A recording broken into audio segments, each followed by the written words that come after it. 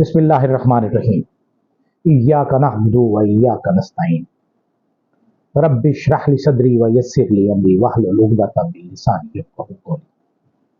MTL TV के साथ मैं हूं एमटीएल यानी मोहम्मद तस्लीम।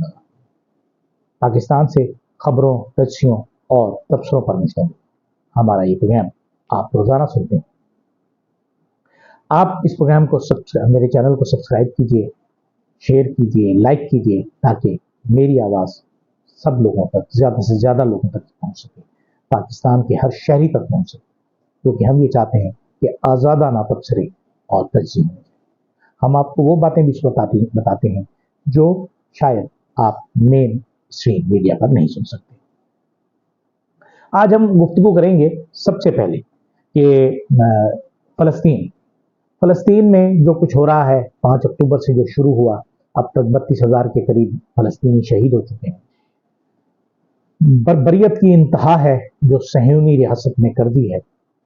अमेरिका उसका हामी और पुष्टपनाह है। सलामती कौंसिल में 5 मरतबा जंगबंदी की करारदाद को वीटो किया जा चुका है। पाकिस्तान और मुस्लिम दुनिया 100% इस पर खामोश तमाशाई बनी हुई है। 2 अरब मुसलमान, लेकिन इनकी मिसाल उन भेड़ों की सी है जिनके सामने 200 कुत्ते उन्हें कंट्रोल किए हुए हैं। हम में हिम्मत नहीं, हमारे हुक्मरानों में ताकत नहीं, उनकी ज़बान में क़ुव्वत नहीं कि वो उन मजलूम कश्मीरियों के लिए एक लफ्ज़ अदा कर सके, सख्त मौक़िफ़ अदा कर सके, इख्तियार कर सके। OIC तो अब सर्द खाने की जीनत बनती जा रही है। अरब ममालिक तबाह व बर्बाद हो चुके हैं, रुसवा हो चुके हैं, नाम के मुसलमान रह चुके हैं। उनकी खरबों की दौलत, खरबों डॉलर्स की दौलत अमेरिका और यूरोप में मौजूद है। उन्हें अपनी जायदादों और दौलतों के तहफ़्फ़ुज़ की ज़रूरत है। उन्हें मुसलमानों से, फ़लस्तीनियों से, क़िबला अव्वल से कोई सरोकार नहीं। लेकिन हम सलाम पेश करते हैं उन लोगों को जो आज भी खड़े हैं। यूरोप में तो क्रिश्चियन लोग हैं, अमेरिका में अमरीकी, हत्ता कि इसराइल में यहूदियों तक ने मुजाहरे किए, और इतने शदीद मुजाहरे किए कि जी मुसलमानों का कत्लेआम बंद किया जाए, फ़लस्तीनियों का कत्लेआम बंद किया जाए। वो लोग काबिल फ़ख्र हैं जिन्होंने 2 अरब मुसलमानों को एक आईना दिखाया है कि तुम देखो कि ये तुम्हारे हम मज़हब हैं, तुम्हारे दीन के पैरोकार हैं, तुम्हारे मोहम्मद सल्लल्लाहु अलैहि वसल्लम के मानने वाले हैं। आज उन पर कड़ा वक्त है और तुम कहीं नहीं। जब करारदादों की बात होती है तो हमारे मुल्क में कहीं करारदाद मजम्मत तो पास हो जाती है, कौमी असम्बली में भी करारदाद मजम्मत पास हुई, लेकिन न्यू जर्सी जो अमेरिका की न्यूयॉर्क के नज़दीक एक असम्बली है, उसने एक करारदाद पास की है जिसमें जंग बंदी पर जोर दिया गया, यानी जंग बंदी के लिए करारदाद पास की गई। ये मुसलमानों के लिए एक लाया अमल देने के लिए, उन्हें शर्म दिलाने के लिए काफ़ी है, लेकिन शर्म होगी तो आएगी ना। अब दूसरी तरफ हम देखिए, पाकिस्तान में एक जाली मैंडेट की हुकूमत कायम की जा चुकी है। इस वक्त IMF मौजूद है हमारे मुल्क में, और IMF के मुज़ाकरात चल रहे हैं। हमारे वज़ीर ख़ज़ाना, जो नए नवेले वज़ीर ख़ज़ाना है, वो इस कोशिश में है कि पहले तो 1.1 अरब डॉलर लें और फिर उसके बाद एक बड़ा प्रोग्राम तवील अरसे तक लेने में कामयाब हो गए, और वो हो भी जाएंगे। लेकिन ये प्रोग्राम पूरा कैसे होगा? क्या हमारे यहाँ हुकूमतें IMF के सामने झुकती रहेंगी और सिर्फ टैक्स बढ़ाने की हद तक, बिजली के बिल बढ़ाने की हद तक, खाने पीने की अशिया पर टैक्स लगाने की हद तक, पेट्रोल और गैस की कीमतें बढ़ाने की हद तक, इसके अलावा कोई काम नहीं होगा? इनके अल्लों तल्लों पर जो रकमें खर्च होती हैं उसे जेब से कौन अदा करेगा? क्या हमारा जो आका था जिसने हम पर 200 साल हुक्मरानी की, बरतानिया, उसके वजीर आजम का घर और हमारे वजीर आजम का घर बराबर है? और यही वजह है, यही फर्क है कामयाबी और नाकामी का। हमारे यहाँ लोग हुक्मरानी करने के लिए आते हैं और लूट मार के लिए आते हैं, और लूट ही मार करते हैं। अब नए कर्जे लिए जाएंगे और उसके बाद नए कर्जे उस पर दिए जाएंगे।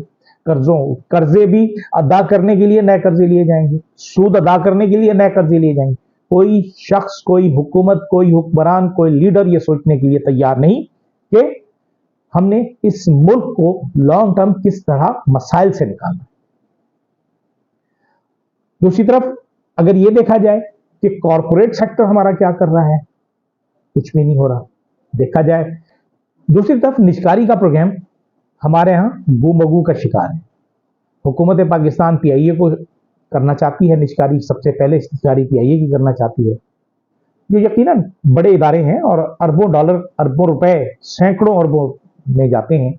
पीआईए हो गया, पाकिस्तान स्टील हो गया, वापडा हो गया, बहुत सारे इदारे हैं, इन पर जा रहे हैं पैसे और बर्बाद हो रहे हैं पैसे, पाकिस्तानी कौम का पैसा जाया हो रहा है। लेकिन दूसरी तरफ मुस्लिम लीग की पार्टनर जो है, जो पाकिस्तान पीपल्स पार्टी है, उन्होंने तो साबित कर दिया है कि जैसे उन्होंने इरसा के चेयरमैन के मामले पर एक स्टैंड लिया था और आपको नोटिफिकेशन फौरन वापस लेना पड़ा था, एक मरतबा फिर आपको नोटिफिकेशन वापस लेना पड़ेगा। आप ये निजकारी नहीं कर सकेंगे क्योंकि यहाँ इन लोगों के स्टैट्स मौजूद हैं। अब कौन लेना चाहता है? क्या आसिफ अली जरदारी साहब के फ्रंट मैन लेना चाहते हैं? नवाज शरीफ के फ्रंट जो मैन है वो लेना चाहते हैं? क्योंकि जो प्रॉपर्टी इंग्लैंड में है, फ्रांस में है, न्यूयॉर्क में है, पीआईए की होटल्स हैं, वो यकीनन काबिल फरोख्त तो हैं ही और मुनाफे के काबिल है, उन पर मुनाफा कमाया जा सकता। इस तरह आम के आम गुठलियों के दाम, तो ये सब कुछ करना चाह रहे हैं लोग। अब एक जो इस वक्त अहम है कि आज इलेक्शन कमीशन ने सेनेट में जो इंतखाबी नशिस्तें हैं, अपने उम्मीदवारान की लिस्टें शाया कर दी हैं। इसमें जाहिर है पाकिस्तान पीपल्स पार्टी, मुस्लिम लीग नून, पाकिस्तान तहरीक इंसाफ या सुन्नी इत्तेहाद कौंसिल के उम्मीदवार भी हैं, लेकिन उसके साथ साथ आज़ाद उम्मीदवार भी इलेक्शन में हिस्सा ले रहे हैं और इसमें दो आज़ाद उम्मीदवार बहुत अहम हैं। एक है मोहसिन नकवी साहब जो वजीर दाखिला बने हुए हैं और एक है फैसल वाडा साहब जो सिंध से इलेक्शन लड़ रहे हैं। फैसल वाडा साहब पाकिस्तान तहरीक इंसाफ छोड़कर गए थे और वो इस वक्त जिस तरह की गुफ्तगू फरमाते हैं टीवी प्रोग्राम्स में, शोज में, उसमें तो वो लगता है कि वो मुख्तदर हलकों के स्पोक्समैन हैं और फिर जाहिर है उन्हें मुख्तदर हलकों की हिमायत भी हासिल होगी। अब उनका कोई पाकिस्तान तहरीक इंसाफ से तो कोई ताल्लुक रहा नहीं। अब उनके जो प्रोपोजर और सेकेंडर हैं वो एमकेएम के थे दोनों। अब उन्हें वोट कौन देगा, किस तरह उन्हें वोट मिलेंगे, किनके कहने पे वोट मिलेंगे, ये तो इलेक्शन के दिन ही पता चलेगा, 2 अप्रैल को पता चलेगा। इसी तरह हमारे अनवारुल्लाह काकड़ साहब जो साबिक निगरान वजीर खारजा वजीर आजम थे, वो भी इलेक्शन में हिस्सा ले रहे हैं बलूचिस्तान से और वो पहले भी रहे हैं बलूचिस्तान से सेनेटर और सेनेट से ही इस्तीफा देकर वो निगरान वजीर आजम बने थे और दोबारा वजीर आजम खत्म होने के बाद दोबारा सेनेट में जा रहे हैं और लगता यही है कि वो मुख्तदर हलकों के उम्मीदवार होंगे सेनेट में चेयरमैन के और वो शायद जीत भी जाए। अब कौन होता है, पीपल्स पार्टी का उम्मीदवार जीतता है या मुख्तदर हलकों का उम्मीदवार जीतता है सेनेट में, क्योंकि सेनेट पे कब्जा बरकरार रखना बहुत ज़रूरी है हमारे ताकतवर हलकों का, मुख्तदर हलकों का, जैसा कि सादिक सजरानी साहब के दौर में रहा। अब हम गुफ्तगू आखिर में करेंगे मियां मोहम्मद नवाज शरीफ साहब। मियां मोहम्मद नवाज शरीफ साहब इस वक्त एक अजीब खौफ के आलम में मुब्तला है। फिलहाल तो ये कोशिश की जा रही है, बताया ये जा रहा है, ये बावर कराने की कोशिश की जा रही है कि जी वो पंजाब के मामलात पर फोकस किए हुए हैं क्योंकि उनकी बेटी वहां की वज़ीर आज़म। लेकिन हालात इतने सादा नहीं। जब रात को सोने के लिए वो बिस्तर पर जाते हैं होंगे तो जरूर सोचते होंगे कि उनके साथ हुआ क्या, उनके साथ हाथ कैसे हुआ, किसने किया और क्यों किया।